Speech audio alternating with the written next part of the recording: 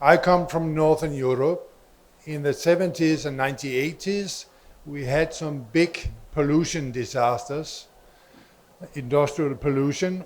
That was the trigger of water action plans. We have had Water Action Plan 1, Water Action Plan 2, Water Action Plan 3.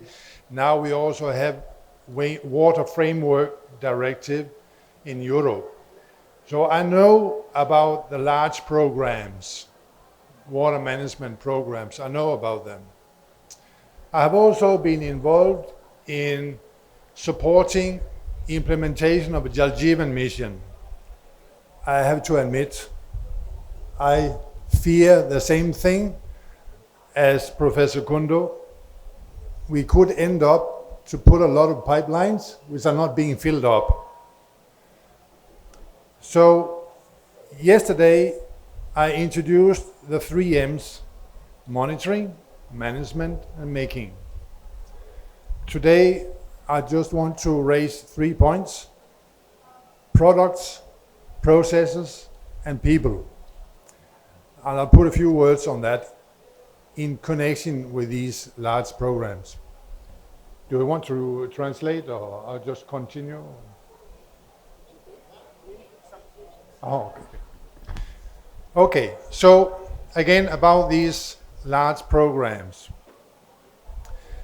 I mentioned to Chief Minister yesterday, we have a green strategic partnership between Denmark, the government of Denmark, the government of India. So it's like between the mouse and the elephant, because the mouse is very, very small, that's Denmark. But still, we have something which we can learn from each other. So coming to products, the first P. And when I talk about products, I talk about technology. What can new technology bring to us for better water management? We have heard a lot these last 2 days. Artificial intelligence, remote sensing, Internet of Things, blah, blah, blah. A lot of things are there. This is where I'm not in any doubt, India is very strong. This is where the rest of the world can learn from India. You have a very, very strong IT base with a technology base. You will have Make in India program. I'm sure that we'll see a lot of production coming up in India. This is really a stronghold. And we should utilize new technology. But we should not be blind. New technology will not solve the water issues alone.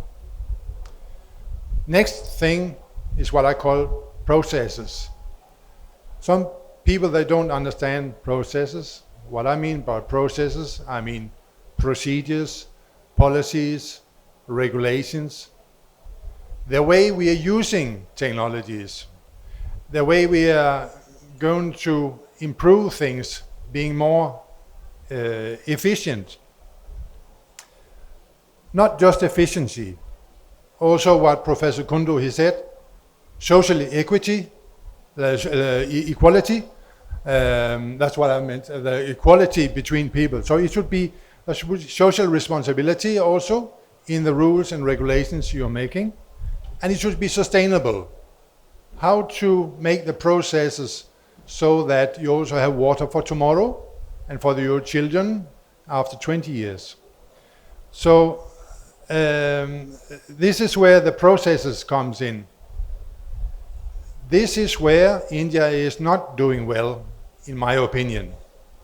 We are learning in Northern Europe, while we're also not good. It's extremely difficult to work between the silos, between agriculture departments, agriculture sector, between the environmental sector. I tell you, in Denmark, I'm from an agriculture family. I'm from a farmer family. And they have always been fighting against the environmentalists. And then there are industrialists. So there are very different groups that they have one thing in common. They all need water. So how to make regulations, how to share water, how to accept that water pricing will be different There's so many issues here. So to me, this is much larger, much more important agenda than the technology. The technology will help, but it will not solve. You need to find out how to better coordinate between the different sectors, but also between the different layers, from the household, from the family, to the Gran Panchaya, or to the municipality, to the district, to the state, to the central government. We have seen very often, I have seen very often, policies at central government level which are not being proper implemented or not implemented at all at state level. And just talking about state level, going back into village level, there's also huge gaps. So this has to be addressed. Good question. No, we are not good in teaching these things at school. So, Chairman, if I may just add the last P, that is people. And this is where you come in, all students. You're the future, how you get aware of this. But people, the last P is also about gathering here to learn from each other and so on. So I'm really, really glad also to understand that you learn about water at school. We don't do that in Denmark. Thank you very much.